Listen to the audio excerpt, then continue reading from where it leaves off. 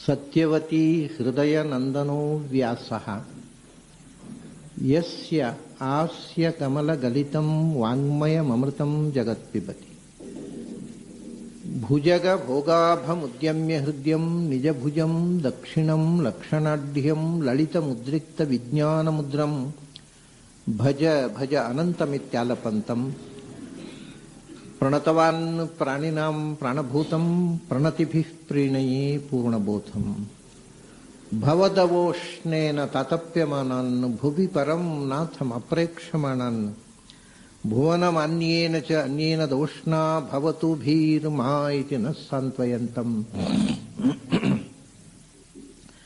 ಪ್ರಣತವಾನ್ ಪ್ರಾಣಿನಾಂ ಪ್ರಾಣಭೂತಂ ಪ್ರಣತಿಭಿಃ ಪ್ರೀಣಯೇ ಪೂರ್ಣಬೋಧಂ ಜನ್ಮಾದ್ಯಸ್ಯ ಯತೋನ್ಮಯಾದಿತರತಶ್ಚಾರ್ಥೇಷ್ವಭಿಜ್ಞಸ್ವರಾಟ್ ತೇನೇ ಬ್ರಹ್ಮ ಹೃದಯ ಆದಿಕವಯೇ ಮುಹ್ಯಂತಿ ಯಂ ಸೂರಯಃ ತೇಜೋ ವಾರಿ ಮೃದಾಂ ಯಥಾ ವಿನಿಮಯೋ ಯತ್ರ ತ್ರಿಸರ್ಗೋ ಮೃಷಾ ಧಾಮ್ನಾ ಸ್ವೇನ ಸದಾ ನಿರಸ್ತಕುಹಕಂ ಸತ್ಯಂ ಪರಂ ಧೀಮಹಿ. ನನ್ನ ಅಧ್ಯಾತ್ಮ ಬಂಧುಗಳೇ, ನಾವು ಕಳೆದ ಬಾರಿ 6ನೆಯ ಸ್ಕಂಧದಲ್ಲಿ ಪ್ರಾರಂಭದ 3 ಅಧ್ಯಾಯಗಳಲ್ಲಿ ಬಂದಿರತಕ್ಕಂಥ ಅಪೂರ್ವವಾದಂಥ ಒಂದು ಉಪಾಖ್ಯಾನ, ಅಜಾಮೇಳ ಉಪಾಖ್ಯಾನ, ಅದನ್ನು ನೋಡಿದೆವು. ಅದರ ನಂತರ ಬರತಕ್ಕಂಥದ್ದು ಈಗ ನಾವು ಮುಂದೆ ಈ ಬಾರಿ ನೋಡುವಂಥದ್ದು ಈ ವೈವಸ್ವತ ಮನ್ವಂತರದಲ್ಲಿ ಆಗಿರ್ತಕ್ಕಂಥ ಸೃಷ್ಟಿಯ ವಿಸ್ತಾರ. ಅದರ ನಂತರ ನಾರಾಯಣ ವರ್ಮದ ಉಲ್ಲೇಖ ಬರುತ್ತೆ. ಪ್ರಾಯ ಈ ಬಾರಿ ನಾರಾಯಣ ವರ್ಮಕ್ಕೆ ನಾವು ಪ್ರವೇಶ ಮಾಡಲಿಕ್ಕೆ ಆಗೋದಿಲ್ಲ. ವೈವಸ್ವತ ಮನ್ವಂತರದ ಸೃಷ್ಟಿಯ ದೇವತಾ ಸೃಷ್ಟಿ, ಒಟ್ಟು ವಿಶ್ವ ಸೃಷ್ಟಿ ಈ ಮನ್ವಂತರದ ಆದಿಯಲ್ಲಿ ದಕ್ಷ ಪ್ರಜಾಪತಿಯಿಂದ, ಸೃಷ್ಟಿಯ ಮೂಲಪುರುಷನನ್ನೇ ದಕ್ಷ ಅನ್ನೋದು ಯಾವಾಗಲೂ, ಈ ಮನ್ವಂತರದಲ್ಲಿ ದಕ್ಷನಿಂದ ಏನು ಸೃಷ್ಟಿ ಆಯಿತು ಅನ್ನೋದನ್ನು ಈ ಮುಂದಿನ ಅಧ್ಯಾಯಗಳಲ್ಲಿ ಹೇಳ್ತಾರೆ. ಪ್ರಸಂಗ ಹೀಗಿದೆ. ಹಿಂದೆ ಸೃಷ್ಟಿಯ ಉಲ್ಲೇಖ ಬಂದಿತ್ತು ಭಾಗವತದಲ್ಲಿ, 2ನೇ ಸ್ಕಂಧದಲ್ಲಿ, 3ನೇ ಸ್ಕಂಧದಲ್ಲೆಲ್ಲ ಸೃಷ್ಟಿಯ ಉಲ್ಲೇಖ ಬಂದಿತ್ತು. ಆ ಸೃಷ್ಟಿ ವೈವಸ್ವತ ಮನ್ವಂತರದ್ದಲ್ಲ, ಅದು ಸ್ವಯಂಭೂ ಮನ್ವಂತರದ ಸೃಷ್ಟಿ. ಒಂದೊಂದು ಮನ್ವಂತರದಲ್ಲೂ ಸೃಷ್ಟಿಯಲ್ಲಿ ಸ್ವಲ್ಪ ವ್ಯತ್ಯಾಸಗಳಿರುತ್ತವೆ, ಏಕರೂಪವಾಗಿರೋದಿಲ್ಲ. ಅನ್ನೋ ವೈವಸ್ವತ, ಈಗ ಅಥರ್ವ ಮುನಿಯನ್ನ ವೈವಸ್ವತ ಮನ್ವಂತರದ ಆದಿಯಲ್ಲಿ ಸೃಷ್ಟಿ ಮಾಡಿದ ಭಗವಂತ. ಅದರ ಮುಂಚಿನ ಮನ್ವಂತರದಲ್ಲಿ ಆದಿಯಲ್ಲಿ ಅಥರ್ವ ಮುನಿ ಸೃಷ್ಟಿ ಇಲ್ಲ. ಹಾಗೆಯೇ ವೈವಸ್ವತ ಸ್ಯಾದವು ಅಥರ್ವ ಬ್ರಹ್ಮಣೋ ಜನೆ ಅಂತ ಚತುರ್ಮುಖ ಋಷಿಗಳನ್ನು ಸೃಷ್ಟಿ ಮಾಡುವಾಗ ವೈವಸ್ವತ ಮನ್ವಂತರದಲ್ಲಿ ಮೊದಲು ಸೃಷ್ಟಿ ಮಾಡಿದ್ದು ಅಥರ್ವ ಮುನಿಯನ್ನು. ಹೀಗೆ ಒಂದೊಂದು ಸೃಷ್ಟಿಯಲ್ಲೂ, ಒಂದೊಂದು ಮನ್ವಂತರದ ಸೃಷ್ಟಿಯಲ್ಲೂ ಸ್ವಲ್ಪ ಸ್ವಲ್ಪ ವ್ಯತ್ಯಾಸಗಳಿರ್ತವೆ. ಆದ್ದರಿಂದ ಈಗ ಇವನು ಪರೀಕ್ಷಿತ್ ರಾಜನ ಜಿಜ್ಞಾಸೆ ಏನು ಅಂದರೆ, ನೀವು ಸಂಕ್ಷಿಪ್ತವಾಗಿ ಸ್ವಯಂಭೂ ಮನ್ವಂತರದ ಸೃಷ್ಟಿಯನ್ನು ಹೇಳಿದಿರಿ, ಅನಂತರದ ಸೃಷ್ಟಿಯ ವಿಸ್ತಾರ ಕೇಳಬೇಕು ಅಂತ ನನಗೆ ಆಸೆ ಇದೆ ಅಂತ ಅನ್ನತಕ್ಕಂಥ ಪ್ರಸ್ತಾವವನ್ನು ಮಾಡಿದಾಗ, ಮುಂದಿನ ಅಂದರೆ ಹಿಂದೆ ಆಗಿ ಹೋಗಿರತಕ್ಕ ಸ್ವಯಂಭೂ ಮನ್ವಂತರದ ಮುಂದಿನ, ಅದರ ನಂತರ ಅನೇಕ ಮನ್ವಂತರಗಳಾದವು, ಅವುಗಳನ್ನೆಲ್ಲ ಅವರು ವಿವರವಾಗಿ ಹೇಳೋದಿಲ್ಲ. ಸ್ವಯಂಭೂ ಮನ್ವಂತರ ಮೊದಲ ಮನ್ವಂತರ, ಆದ್ದರಿಂದ ಆ ಪ್ರಥಮ ಸೃಷ್ಟಿಯ ವಿವರ ಕೊಡ್ತಾರೆ. ಆಮೇಲೆ ವೈವಸ್ವತ ಮನ್ವಂತರ, ನಾವು ಇರೋ ಮನ್ವಂತರ, ಈ ಸೃಷ್ಟಿ, ಈ ಮಧ್ಯದ ಮನ್ವಂತರಗಳ ಸೃಷ್ಟಿಯನ್ನು ಬಹಳ ವಿವರವಾಗಿ ವಿಶ್ಲೇಷಣೆ ಮಾಡೋಲ್ಲ ಪುರಾಣದಲ್ಲಿ. ಯಾವ ಪುರಾಣದಲ್ಲೂ ಮಾಡೋಲ್ಲ, ವ್ಯಾಸರು ಮಾಡೋಲ್ಲ, ಇಲ್ಲಿ ಭಾಗವತದಲ್ಲೂ ಮಾಡೋಲ್ಲ. ಈ ಸೃಷ್ಟಿಯ ವಿಸ್ತಾರ ಹೇಗಾಯಿತು, ಅದಕ್ಕೆ ನಮಗೆ ಧ್ರುವನ ವಂಶದಿಂದ ದಕ್ಷ ಪ್ರಜಾಪತಿಯ ಸೃಷ್ಟಿ, ಧ್ರುವನ ಸಂತಾನದಲ್ಲಿ ಒಬ್ಬ ಚಕ್ರವರ್ತಿಯಾಗಿ ಹೋದ, ಬಹಳ ದೊಡ್ಡ ಹೆಸರು ಅವನು ಪುರಾಣದ ಇತಿಹಾಸದಲ್ಲಿ, ಪೃಥು ಚಕ್ರವರ್ತಿ ಅಂತ. ಪೃಥು ಚಕ್ರವರ್ತಿ ಈ ಭೂಮಿಯಲ್ಲಿ ನಾಗರಿಕತೆಯನ್ನು ಪರಿಚಯಿಸಿದಂಥ ಒಬ್ಬ ಚಕ್ರವರ್ತಿ. ಪುರಾಣದ ಪ್ರಕಾರ ಅವನ ಕಾಲ ತನಕ ಭೂಮಿ, ನಾವೀಗ ಹಿಮಾಲಯದ ಪ್ರದೇಶಗಳಲ್ಲಿ ಸಂಚಾರ ಮಾಡಿದರೆ ಹೇಗಿರುತ್ತೆ ಆ ಥರ ಇತ್ತು, ಏರು ತಗ್ಗುಗಳು. ಅಲ್ಲಿ ನೆಲವನ್ನು ಸಮತಟ್ಟು ಮಾಡಿ ಆ ಸಮತಟ್ಟಾದ ಜಾಗದಲ್ಲಿ ಒಂದು ಊರಿನಿಂದ ಒಂದು ಊರಿಗೆ ಹೋಗಲಿಕ್ಕೆ ಬೀದಿಗಳನ್ನು ಮಾಡಿ, ರಸ್ತೆಗಳನ್ನು ನಿರ್ಮಾಣ ಮಾಡಿ, ನಗರಗಳನ್ನು ನಿರ್ಮಾಣ ಮಾಡಿ, ಎತ್ತರದಿಂದ ಬರುವಂತಹ ನದಿಗಳಿಗೆ ಕಾಲುವೆ ನಿರ್ಮಾಣ ಮಾಡಿ, ಬೇಸಾಯದ ವ್ಯವಸ್ಥೆ ಎಲ್ಲ ಇವತ್ತು ನಾವು ನಾಗರಿಕತೆಯ ಏನು ಸಿಸ್ಟಮ್ ಅಂತ ಹೇಳ್ತೇವೆ, ವಾಟರ್ ಸಪ್ಲೈ, ಇರಿಗೇಷನ್ನು, ಅಗ್ರಿಕಲ್ಚರು, ಇದೆಲ್ಲವನ್ನು ಮೊಟ್ಟ ಮೊದಲ ಬಾರಿ ಭೂಮಿಯಲ್ಲಿ ಇಂಟ್ರೊಡ್ಯೂಸ್ ಮಾಡಿದ ರಾಜ ಅಂತ. ಅದನ್ನು ಅವನಿಗೆ ಪೃಥ್ವಿ ಅಂತ, ಅವನ ಮಗಳು ಪೃಥು ರಾಜನ ಮಗಳು ಪೃಥ್ವಿ ಅಂತ, ಈ ಭೂಮಿಯೇ ಅವನ ಮಗಳು ಅಂತ. ಯಾಕಂದ್ರೆ ಅಷ್ಟು ಚೆನ್ನಾಗಿ ಬೆಳೆಸಿದ ಈ ಭೂಮಿಯನ್ನ. ಆ ಪೃಥು ಚಕ್ರವರ್ತಿಗೆ ಒಬ್ಬ ಮಗ ಇದ್ದ, ಅವನ ಹೆಸರು ಅಂತರ್ಧಾನ ಅಂತ. ಅವನಿಗೊಬ್ಬ ಮಗ ಇದ್ದ, ಅವನ ಹೆಸರು ಹವಿರ್ಧಾನ ಅಂತ. ಅವನಿಗೆ ಮಗ ಅಂದರೆ ಒಬ್ಬನೇ ಮಗ ಅಲ್ಲ, ಮಕ್ಕಳಿದ್ದರು. ನಮಗೆ ಬೇಕಾಗುವ ಒಂದು ಹೆಸರನ್ನು ಮಾತ್ರ ನಾನು ಹೇಳ್ತಾ ಇದ್ದೇನೆ. ಹವಿರ್ಧಾನನಿಗೆ ಒಬ್ಬ ಬಹಳ ಪ್ರಖ್ಯಾತನಾದಂಥ ಮಗ ಪ್ರಾಚೀನ ಬರ್ಹಿ ಅಂತ. ಅವನನ್ನು ಬರ್ಹಿಷ್ಮತ್ ಅಂತ ಹೇಳ್ತಾರೆ, ಅಥವಾ ಪ್ರಾಚೀನ ಬರ್ಹಿ ಅಂತ. ಬಹಳ ಪ್ರಸಿದ್ಧವಾದ ಹೆಸರು ಪ್ರಾಚೀನ ಬರ್ಹಿ ಅಂತ. ಅದು ಹೆಸರಲ್ಲ, ನಿಜವಾಗಿ ಅವನಿಗೆ ಬಂದಂಥ ಬಿರುದು, ಅದು ಟೈಟ್ಲ್ ಅಂತ ಹೇಳ್ತೇವಲ್ಲ ನಾವು. ಅಂದರೆ ಅವನ ಕಾಲದಲ್ಲಿ ಇಷ್ಟು ಪ್ರಸಿದ್ಧವಾಗಿ ಕರ್ಮಕಾಂಡ ಆಚರಣೆಯಲ್ಲಿ ಬಂತು ಅಂತಂದರೆ, ಎಲ್ಲ ಊರಿನಲ್ಲಿಯೂ ಕೂಡ, ಊರುಗಳಲ್ಲಿ, ಹಳ್ಳಿಗಳಲ್ಲಿ, ಗ್ರಾಮಗಳಲ್ಲಿ ಯಜ್ಞಕುಂಡ, ಎಲ್ಲಿ ನೋಡಿದರೂ ದರ್ಭೆಯ ರಾಶಿ. ಪ್ರಾಚೀನ ಬರ್ಹಿಯಿಂದ ಪೂರ್ವ ಮುಖಕ್ಕೆ ಇಟ್ಟ ದರ್ಭೆಗಳ ರಾಶಿ. ಅಂದರೆ ಅಷ್ಟು ದರ್ಭೆಗಳ ರಾಶಿಯಿಂದ ಅಷ್ಟು ಯಜ್ಞಯಾಗಗಳು, ಯಜ್ಞಕುಂಡಗಳು, ಎಲ್ಲಿ ನೋಡಿದ್ರೆ ದರ್ಭೆಗಳ ರಾಶಿ ಬಂದದ್ದರಿಂದ ಜನ ಅವರಿಗೆ ಪ್ರಾಚೀನ ಬರ್ಹಿ ಅಂತ ಕರೆದರು ಅಂತಾರೆ ವ್ಯಾಸರು. ಹಾಗೆ ಒಂದು ದೃಷ್ಟಿಯಿಂದ ಕರ್ಮಕಾಂಡ ಅಂದರೆ ಅದು ಒಂಥರದ ಹತ್ಯಾಕಾಂಡ. ಯಾಕೆಂದರೆ ಅಷ್ಟೂ ಯಜ್ಞಗಳಲ್ಲಿ ಪ್ರಾಣಿಗಳನ್ನು ಕೊಲ್ತಿದ್ರು. ಯಜ್ಞ ಮಾಡುವಾಗ ಕ್ಷತ್ರಿಯ ನೋಡಿ, ಅವನು ಕ್ಷತ್ರಿಯರು ಮಾಂಸಾಹಾರಿಗಳು. ಎಲ್ಲ ಯಜ್ಞಗಳಲ್ಲಿಯೂ ಪ್ರಾಣಿವಧೆ. ಹಾಗಾಗಿ ಒಂದು ದೃಷ್ಟಿಯಿಂದ ಯಜ್ಞ ಅಂತಂದರೆ ಒಂದು ಸಾವಿರಾರು ಯಜ್ಞಗಳಾಯಿತು ಅಂದರೆ ಸಾವಿರಾರು ಪ್ರಾಣಿಗಳ ಕೊಲೆ ಆಯಿತು ಅಂತ ಅರ್ಥ. ಅದನ್ನ ಭಾಗವತದಲ್ಲಿ ಉಲ್ಲೇಖ ಮಾಡಿದ್ದಾರೆ. ಈ ಹಿಂದೆ ಈ ಕಥೆಯೆಲ್ಲ ಬಂದಿದೆ, ಅದರ ಮುಂದುವರಿಕೆ ಇಲ್ಲಿ ಬರ್ತದೆ. ಈ ಕಥೆಯೆಲ್ಲ 4ನೇ ಸ್ಕಂಧದಲ್ಲಿ ಬಂದಿದೆ. ನಾರದರು ಪ್ರಾಚೀನ ಬರ್ಹಿ ಹತ್ರ ಬಂದಾಗ, ನಾನು ಇವತ್ತು ಕಥೆಯ ಮುಂದುವರಿಕೆಗೆ ಬೇಕಾದಷ್ಟೇ ಹಿಂದಿನ ವಿಷಯವನ್ನು ಇಲ್ಲಿ ಉಪಕ್ಷೇಪ ಮಾಡ್ತೇನೆ. ಮತ್ತೆ ನಾವು 4ನೇ ಸ್ಕಂಧವನ್ನು ನೋಡುವ ಪ್ರಸಂಗ ಬಂದರೆ ಆವಾಗ ಅದರ ವಿವರ ನೋಡಬಹುದು. ನಾರದರು ಒಮ್ಮೆ ಬಂದಾಗ ಪ್ರಾಚೀನ ಬರ್ಹಿ ಕೇಳ್ತಾನೆ, ನನ್ನಷ್ಟು ಯಜ್ಞಯಾಗಗಳನ್ನು ಮಾಡಿದ ರಾಜ ಇನ್ನೊಬ್ಬ ಇದ್ದಾನ ಅಂತ. ಸಹಜವಾದ ಪ್ರಶ್ನೆ, ಯಾರೂ ಇರಲಿಲ್ಲ ನಿಜವಾಗಿ ಅವನಷ್ಟು ಯಜ್ಞಯಾಗಗಳನ್ನು ಮಾಡಿದವರು. ದೇಶದ ಮೂಲೆ ಹಳ್ಳಿಗಳಲ್ಲಿ ಒಂದು ವ್ಯವಸ್ಥಿತವಾಗಿ ಯಜ್ಞ ನಡೆಸಿದಂತಹ ಒಬ್ಬ ರಾಜ ಇರಲಿಲ್ಲ. ಹಾಗಾಗಿ ಅವನು ಒಳ್ಳೆಯ ಕೆಲಸ ಮಾಡಿದ್ದರ ಜೊತೆಗೆ 2 ತಪ್ಪು ಮಾಡಿದ್ದ.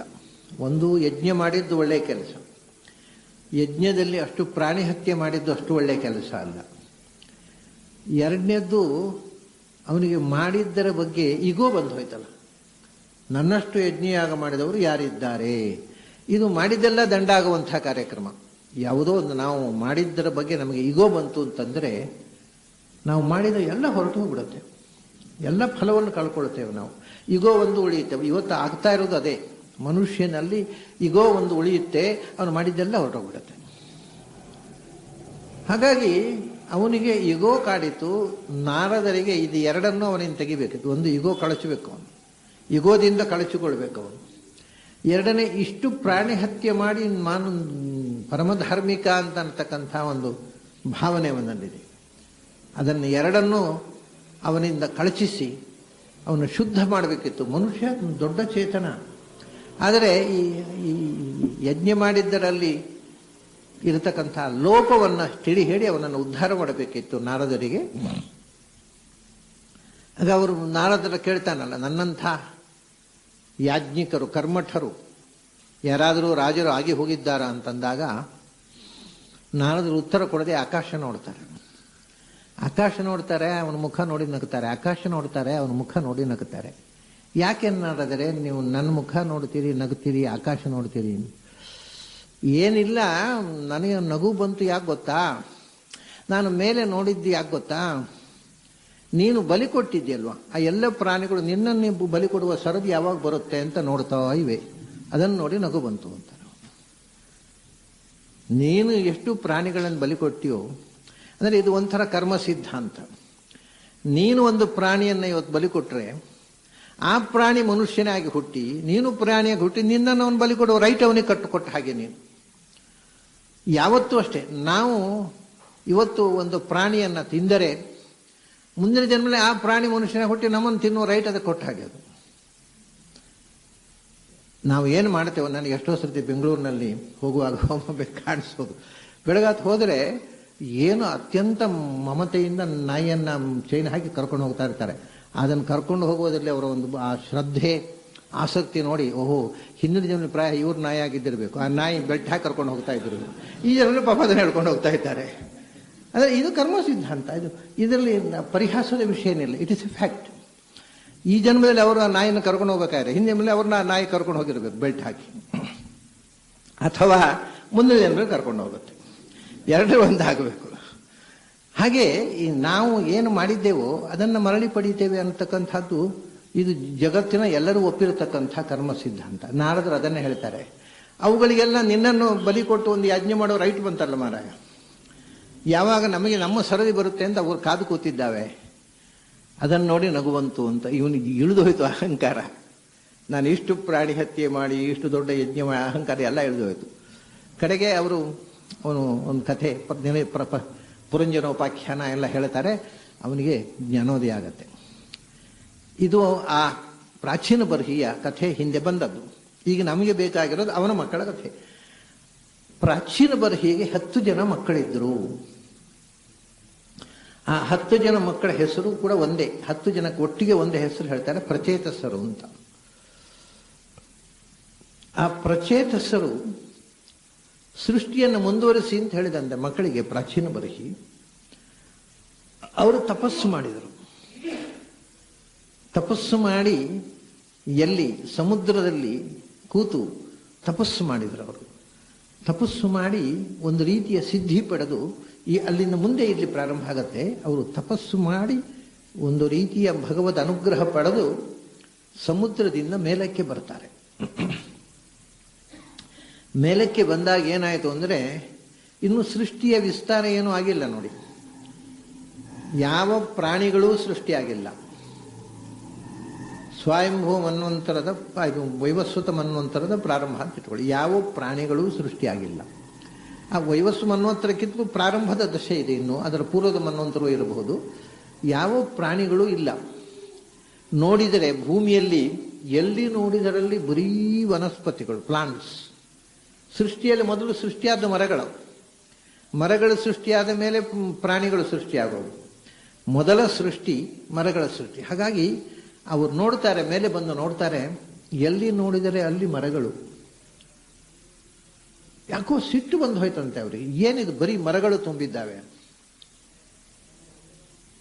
ಬೇರೆ ಪ್ರಾಣಿಗಳ ಸೃಷ್ಟಿಗೂ ಅವಕಾಶ ಇಲ್ಲ, ಬರೀ ಮರಗಳು ಅಂತ ಸಿಟ್ಟಿನಿಂದ ಅವರ ತಪಶಕ್ತಿಯಿಂದ ಅವರು ಕಣ್ಣಿನಿಂದ ಅಗ್ನಿಯನ್ನು ಸೃಷ್ಟಿ ಮಾಡಿ ಆ ಮರಗಳನ್ನೆಲ್ಲ ಸುಡ್ಲಿ ಪ್ರಾರಂಭ ಮಾಡ್ತಾರೆ.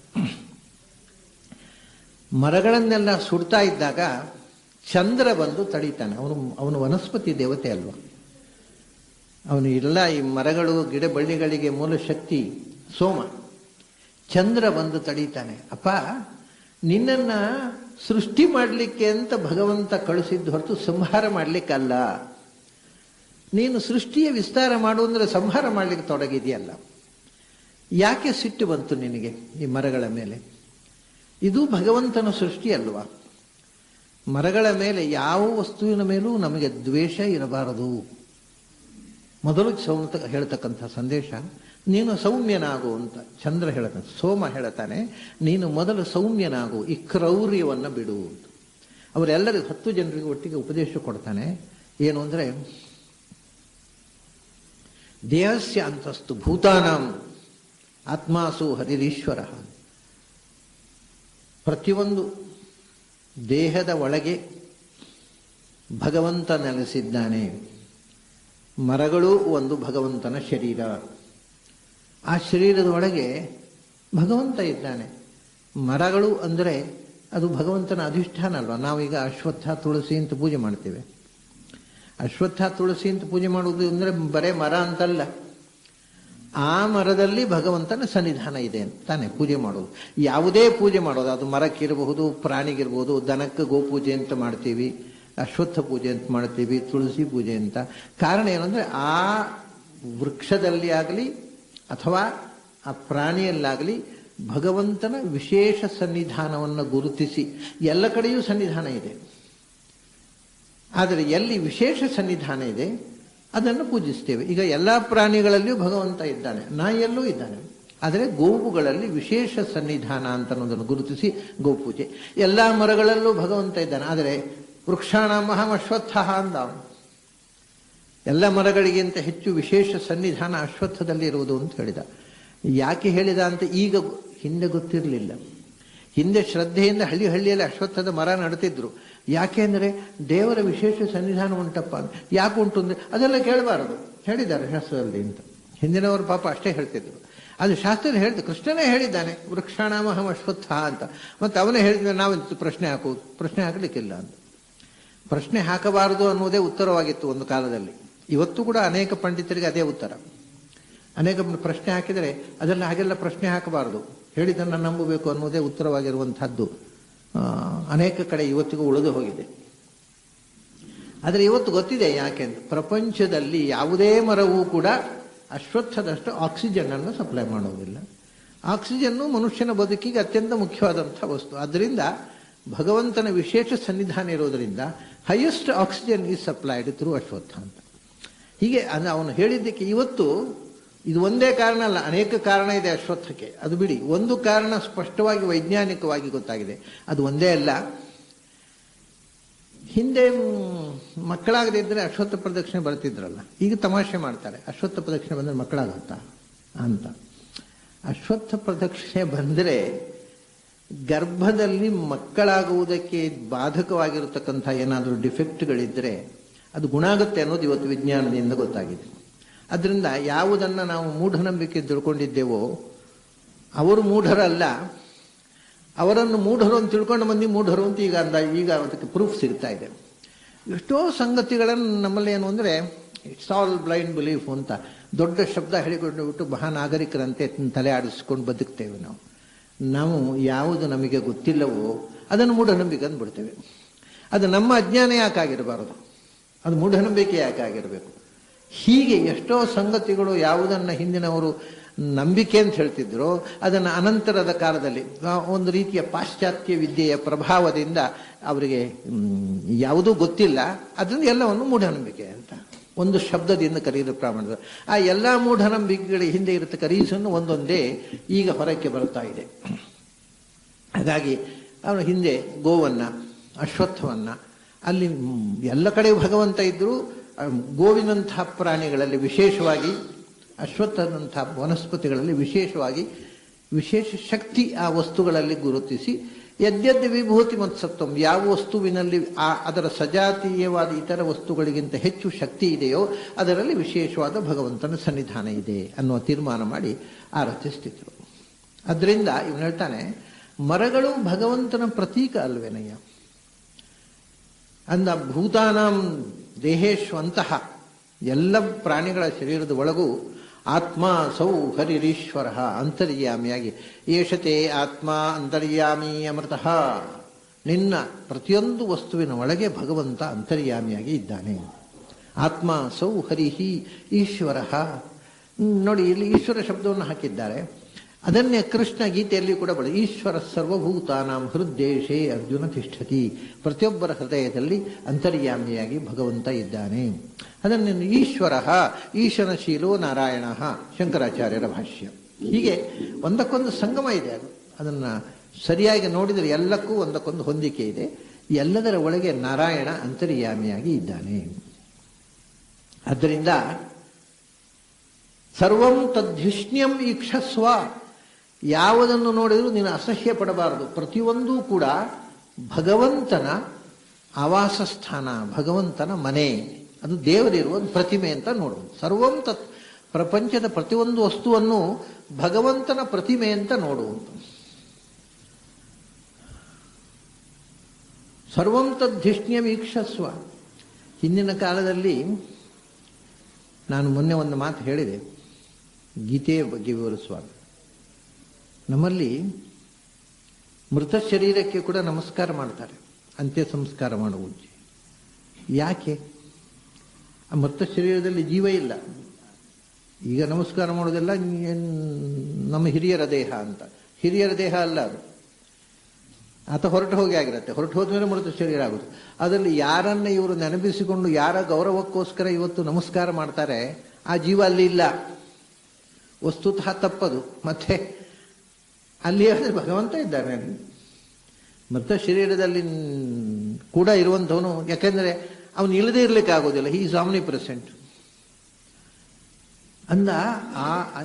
ಆ ದೇಹದಲ್ಲಿ ನಾವು ಗೌರವಿಸುವ ಜೀವವನ್ನ ಇರಿಸಿಕೊಂಡು ಅಲ್ಲಿ ವಾಸವಾಗಿದ್ದ. ಈಗ ಆ ಜೀವವನ್ನು ಬೇರೆಡೆಗೆ ಕಳಿಸಿದ ಭಗವಂತನಿಗೆ ನಮಸ್ಕಾರ ಅಷ್ಟೇ. ಮೃತ ಶರೀರಕ್ಕೆ ನಮಸ್ಕಾರ ಮಾಡುವಾಗಲೂ ಇರುವ ಒಂದೇ ಒಂದು ಅರ್ಥ ಅಂದರೆ ಅದು ಮೃತ ಶರೀರದಲ್ಲಿರುವ ಭಗವಂತನಿಗೆ ನಮಸ್ಕಾರ. ಅಂದ್ರೆ ಯಾವುದಕ್ಕೂ ನಮಸ್ಕಾರ ಮಾಡ್ತಿದ್ದೀನಿ. ಒಂದು ಕಲ್ಲು ನೋಡಿದರೆ, ಒಂದು ಪ್ರಾಣಿ ನೋಡಿದರೆ, ಒಂದು ಸಣ್ಣ ಮಗುವನ್ನು ನೋಡಿದರೆ ನಮಸ್ಕಾರ ಮಾಡ್ತೀವಿ. ಯಾಕೆಂದರೆ ಅದರ ಒಳಗಿರತಕ್ಕ ಭಗವಂತನಿಗೆ. ಇದು ಒಂದು ಎರಡರಲ್ಲಿ, ಒಂದು ಅಂತರ್ದರ್ಶನ, ಇದರಲ್ಲಿರತಕ್ಕಂಥ ಮುಖ. ಎರಡನೇದು ಅಹಂಕಾರ ಖಂಡನ. ನಾವು ನಮಸ್ಕಾರ ಮಾಡಲಿಕ್ಕೆ ಅಭ್ಯಾಸ ಆದರೆ ನಮಗೆ ಅಷ್ಟಂಶ ಅಹಂಕಾರ ಹೋಯ್ತಲ್ಲ. ಇಲ್ಲದೇ ಇದ್ರೆ ನಾವು ಅವರಿಗೆ ತಲೆ ಬಗ್ಗಿಸೋದಾ, ನಾವೇನು ಕಮ್ಮಿ? ಅಂದರೆ ನಾವು ಇನ್ನೊಬ್ಬರಿಗೆ ತಲೆ ಬಗ್ಗುವುದಕ್ಕೆ ಕಲಿತಷ್ಟು ನಮ್ಮ ಅಹಂಕಾರ ಇಳಿದು ಕಮ್ಮಿ ಆಗ್ತಾ ಇರುತ್ತೆ. ಹಾಗಾಗಿ ಈ ನಮಸ್ಕಾರದ ಮೂಲಕ ಎಲ್ಲದರ ಒಳಗೂ ಇರುವ ಭಗವಂತನ ಎಚ್ಚರ ಮತ್ತು ನಮ್ಮ ಅಹಂಕಾರದ ನಿಗ್ರಹ, ಎರಡು ಫಲ ಇದೆ. ಅದಕ್ಕೋಸ್ಕರ ಇದನ್ನು ಹೇಳ್ತಿದ್ರು ಹಿಂದಿನವರು. ಪ್ರಣಾಮ, ಪ್ರತಿಯೊಂದು ವಸ್ತುವಿನಲ್ಲೂ ದೇವರನ್ನು ಕಂಡು ನಮಸ್ಕಾರ ಹೇಳ್ತಾನೆ. ಅದರಿಂದ ಭೂತಾನಾಂ ಆತ್ಮಾಸು ಹರಿರೀಶ್ವರ, ಎಲ್ಲ ಪ್ರಾಣಿಯ ಒಳಗೆ ಸರ್ವಸಮರ್ಥನಾದ ಭಗವಂತ ಇದ್ದಾನೆ. ಸರ್ವಂ ತದ್ಧಿಷ್ಣ್ಯಂ ಈಕ್ಷಸ್ವ ಏವಂ ವಸ್ತೋಷಿತೋ ಹ್ಯಸೌ. ಎಲ್ಲವನ್ನೂ ಭಗವಂತನ ಪ್ರತಿಮೆ ಅಂತ ನೋಡು. ಆವಾಗ ನಿನಗೆ ಯಾವುದರ ಮೇಲೂ ಕೋಪ ಬರೋಲ್ಲ, ಯಾವುದರ ಬಗ್ಗೆಯೂ ಅಸಹ್ಯ ಭಾವನೆ ಬರೋಲ್ಲ, ಎಲ್ಲದರ ಬಗ್ಗೆಯೂ ಗೌರವ ಬರುತ್ತೆ. ಸರ್ವಂ ತದ್ಧಿಷ್ಣ್ಯಮೀಕ್ಷಸ್ವ. ಅದರಿಂದ ಏವಂ ವಸ್ತೋಷಿತೋ ಹ್ಯಸೌ, ಹೀಗೆ ನೀವು ನಡ್ಕೊಂಡ್ರೆ ಅವನಿಗೆ ಪ್ರೀತಿ ಆಗತ್ತೆ ಅಂತ, ಒಳಗಿರತಕ್ಕ ಭಗವಂತನಿಗೆ ಪ್ರೀತಿ ಆಗತ್ತೆ. ನೀವು ಮರವನ್ನು ಸುಟ್ರೆ ಭಗವಂತನಿಗೆ ಪ್ರೀತಿ ಆಗೋಲ್ಲ. ಭಗವಂತನ ಸೃಷ್ಟಿ ಅದು, ಮೊದಲ ಸೃಷ್ಟಿ. ಅದರಲ್ಲೂ ಮರಗಳಿಗೆ ಊರ್ಧ್ವ ಸ್ರೋತಸ್ಸುಗಳು ಅಂತ ಹೆಸರು. ಮನುಷ್ಯರಿಗೆ ನೋಡಿ ಅರ್ವಾಕ್ ಸ್ರೋತಸ್ಸು ಅಂತ. ಮನುಷ್ಯ ಅಂದರೆ ಅವನ ಫ್ಲೋ ಉಂಟ, ಗತಿ, ಅಧೋಗತಿ ಅಂತ ಅರ್ವಾಕ್ ಸ್ರೋತ. ಮನುಷ್ಯ ಮರಗಳ ಗತಿಯಿಂದ ಊರ್ಧ್ವಗತಿ ಅಂತ. ಇದು ಶಾಸ್ತ್ರಗಳಲ್ಲಿ ಭಾಗವತದಲ್ಲೇ ಬಂದ ಮಾತು. ಮರಗಳ ಗತಿ ಅದು ಬಹಳ ಮಹತ್ವದ ಸೃಷ್ಟಿ. ಯಾಕೆಂದ್ರೆ ಅವು ಮೇಲ್ಮುಖವಾಗಿ ಹೋಗ್ತಾವೆ, ಮನುಷ್ಯ ಕೆಳಮುಖವಾಗಿ ಹೋಗ್ತಾನೆ ಅಂತ. ಅಲ್ಲ, ಮನುಷ್ಯನ ಮೇಲ್ಮುಖವಾಗಿ ಹೋಗೋದಲ್ವ, ಅವನ ನಡಿಗೆ ಹೋಗ್ತಾನ. ಮರವು ಮೇಲಕ್ಕೆ ಬೆಳೆಯೋದು, ಮನುಷ್ಯನು ಮೇಲಕ್ಕೆ ಬೆಳೆಯೋದು. ಯಾಕೋಸ್ಕರ ಮನುಷ್ಯನ ಸೃಷ್ಟಿಯನ್ನ ಅಧೋಮುಖ ಸೃಷ್ಟಿ ಮತ್ತು ಮರಗಳ ಸೃಷ್ಟಿಯನ್ನು ಊರ್ಧ್ವಮುಖ ಸೃಷ್ಟಿ ಅಂತ ಹೇಳಿದರು ಅಂದರೆ ಎರಡು ಕಾರಣಗಳಿಗೋಸ್ಕರ. ಒಂದು ಮರ ಸತ್ತ ಮೇಲೆ ಅದು ಅಧೋಗತಿಗೆ ಹೋಗೋ ಪ್ರಶ್ನೆಯೇ ಇಲ್ಲ. ಯಾಕೆಂದ್ರೆ ಅದೇನು ಪಾಪ ಮಾಡೋದಿಲ್ಲ. ಅದರಿಂದ ಅದಕ್ಕೆ ಮೇಲೆ ಊರ್ಧ್ವಗತಿಯೇ, ಅದರ ಮೇಲಿನ ಜನ್ಮ, ಅದಕ್ಕಿಂತ ಉತ್ತಮವಾದ ಜನ್ಮವೇ ಮರಗಳಿಗೆ ಬರುತ್ತೆ. ಈಗ ಒಂದು ಮರ ಕಡಿದ್ರೆ ಅದು ಮತ್ತೆ ಏನೋ ಹುಳವು ಹುಪ್ಪಟವಾಗಿ ಹುಟ್ಟೋಲ್ಲ, ಅದು ಮನುಷ್ಯನಾಗಿ ಹುಟ್ಟುತ್ತೆ. ಯಾಕಂದ್ರೆ ಅದಕ್ಕೆ ಅಧೋಗತಿಗೆ ಹೋಗಬೇಕಾದ ಪಾಪ ಸಂಚಯ ಏನಿಲ್ಲ. ಮನುಷ್ಯ ಸತ್ತರೆ ಪ್ರಾಯ ಮತ್ತೊಮ್ಮೆ ಮನುಷ್ಯನಾಗಿ ಹುಟ್ಟು ಅಷ್ಟು ಒಳ್ಳೆಯ ಕೆಲಸ ಮಾಡೋಲ್ಲ, ಅದರಿಂದ ಕೆಳಗೆ ಹೋಗ್ತಾನೆ. ಅವನದು ಮರ ಮೇಲೆ ಹೋಗುತ್ತೆ. ಚಕ್ರದಲ್ಲಿ ಇದು ಸಹಜ ನೋಡಿ, ಚಕ್ರ ತೆಕ್ಕೊಂಡು ಇದು ವೀಲಿದೆ ಚಕ್ರ, ಆದರೆ ಮರ ಅಂದರೆ ಸೃಷ್ಟಿಯ ಬಹಳ ಕೆಳಗಿದೆ, ನೇಡರ್ನಲ್ಲಿದೆ.